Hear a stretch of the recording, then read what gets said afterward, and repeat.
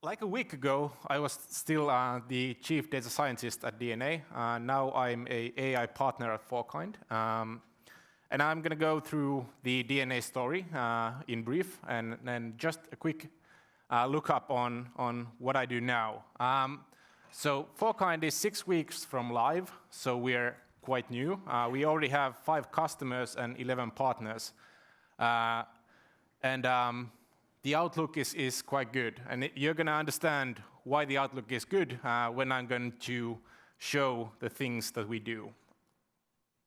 So there's a bunch of guys. All of them cannot be announced yet, but stay tuned. For me, you don't actually have to read this.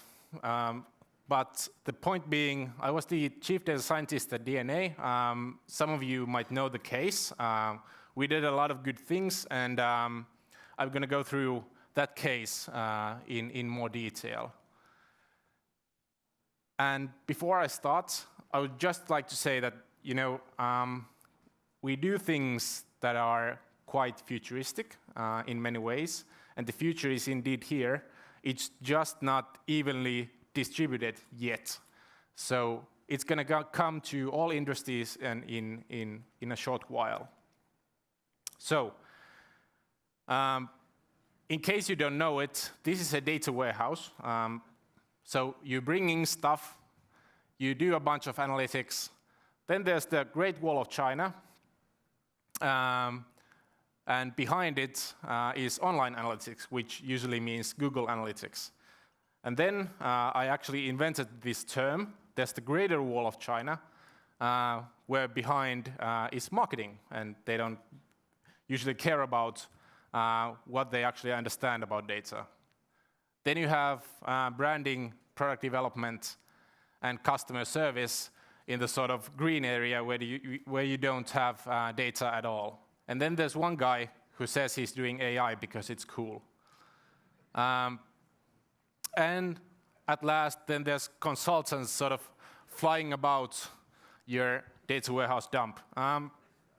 So this was the starting point at D.Day, and we started with some sort of foundations. The first one was you have to have architecture consolidation, which means that instead of focusing on BI, instead of focusing on reporting, instead of focusing on reporting sales, we should focus on optimizing the holistic customer experience. So, meaning that all of the things, all of the IT nerdy stuff that we do should drive customer experience. That's what we want to do. Because if you do that well, you can even draw your sales on a piece of sheet, and it's going to look good because the sales are good. If you use all of your time on BI stuff and don't do anything on the customer side, your sales are going to go down, but you're going to have a nice report on it. So it's a good payment to do the customer side first.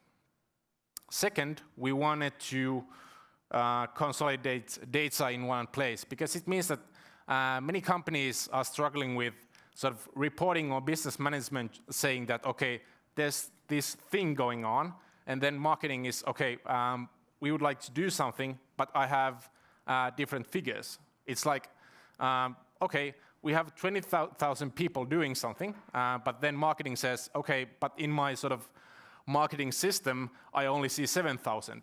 And I don't even know, is there a single same customer in those sets? Third foundation, it's not a marketing project. AI never is, although sort of the hype seems that people are talking about AI as a tool for personalization. It's sort of that it is, but it's so much more. This is a picture of Kuopio, and then there's sort of what's the plot. It means that if there's a large orange dot, it means that there's a bunch of people who are really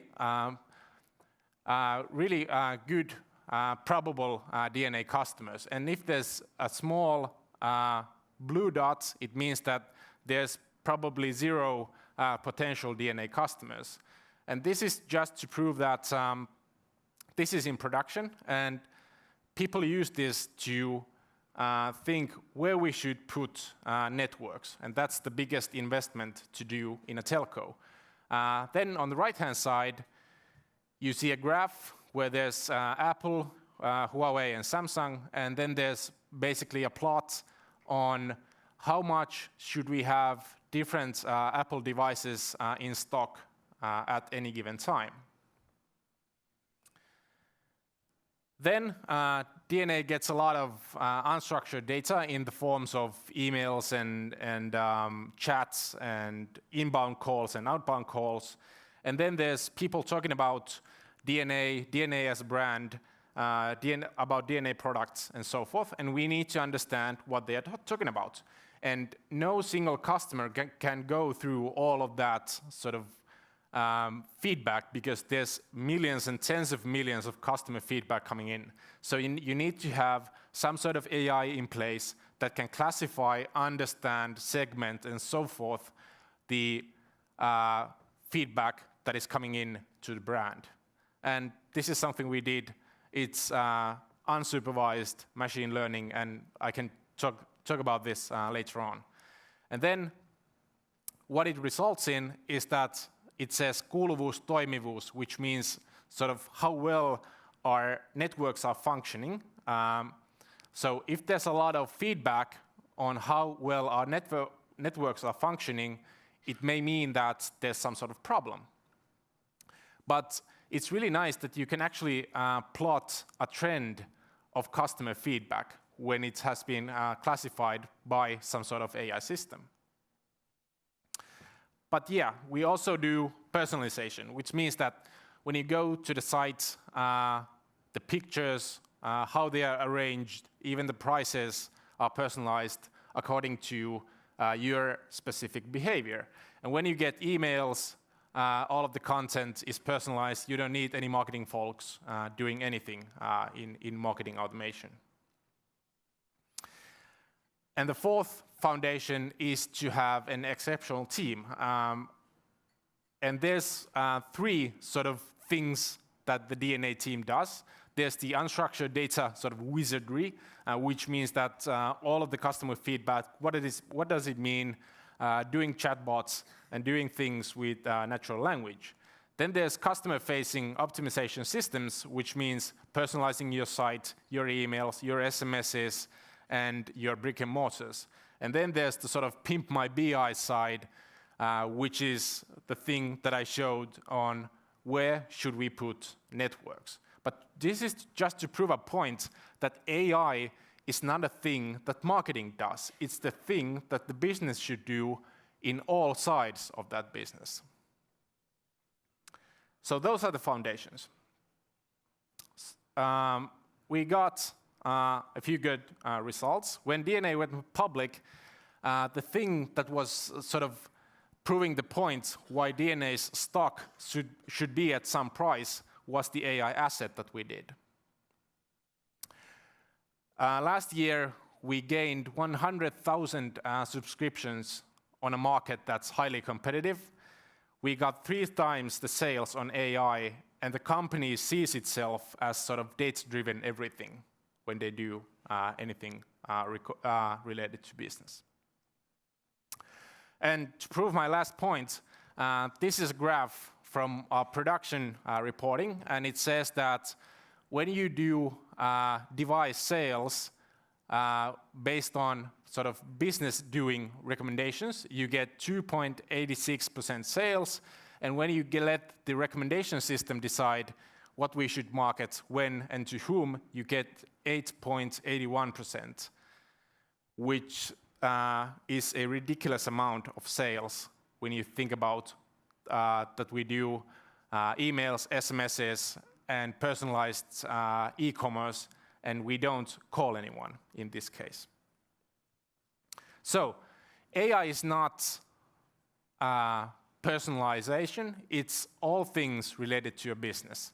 And the last thing I want to show is that it may be even things that we didn't understand beforehand that could be done by computers. This is a visual created by a computer, which is really interesting in terms of marketing. What if we could do all of our visuals through a computer and not a marketing company? And this is Timo Jutila.